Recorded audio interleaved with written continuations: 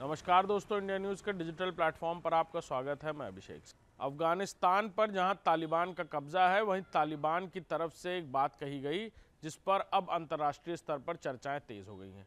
बीते दिनों पाकिस्तान और अफगानिस्तान की सीमाओं पर जहां अंदरूनी विवाद देखने को मिले, जिसके बाद पाकिस्तान की तरफ से ये चेतावनी दी गई कि वो जल्द ही काबुल पर हमला बोलेगी अगर ये सीमाई विवाद नहीं खत्म होते।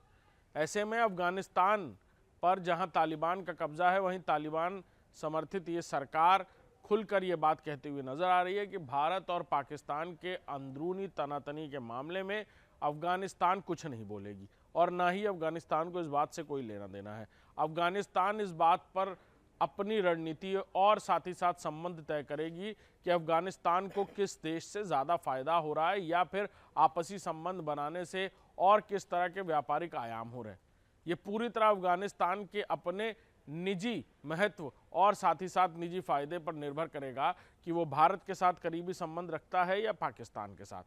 बीते दिनों अफगानिस्तान के कई सारे मंत्रियों की तरफ से भारत को लेकर ये बातें कही गई और फिर अफगानिस्तान के एक्सटर्नल अफेयर्स और विदेश मंत्री की भारत यात्रा के दौरान भारत और अफगानिस्तान के बीच पौराणिक संबंधों की बात रखी गई थी। ऐसे में भारत और पाकिस्तान के बीच हुई तनातनी और फिर अफगानिस्तान और पाकिस्तान की सीमाओं पर सीमाई विवाद के चलते कई सारी अंदरूनी घटनाएं सामने आई, जिसमें अफगानिस्तान के लड़ाके और पाकिस्तान की सीमा कई बार आमने सामने हो गई। ऐसे में अफगानिस्तान का दो टूक ये कहना कि वो भारत और पाकिस्तान के बीच तनातनी के बीच में नहीं पड़ना चाहता, इस बात को साफ दर्शाता है कि कैसे अफगानिस्तान पाकिस्तान को लेकर अपना रुख क्लियर करना चाह रहा है।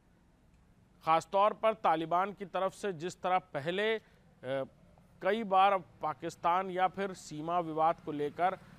कई बार हमले जैसी बातों का खंडन किया गया, लेकिन इस बार जब पाकिस्तान ने खुलकर ये कहा कि वो काबुल पर हमला करेगा, ऐसे में अफगानिस्तान की तरफ से यानी अफगानिस्तान शासित तालिबान की तरफ से ये बात साफ कही गई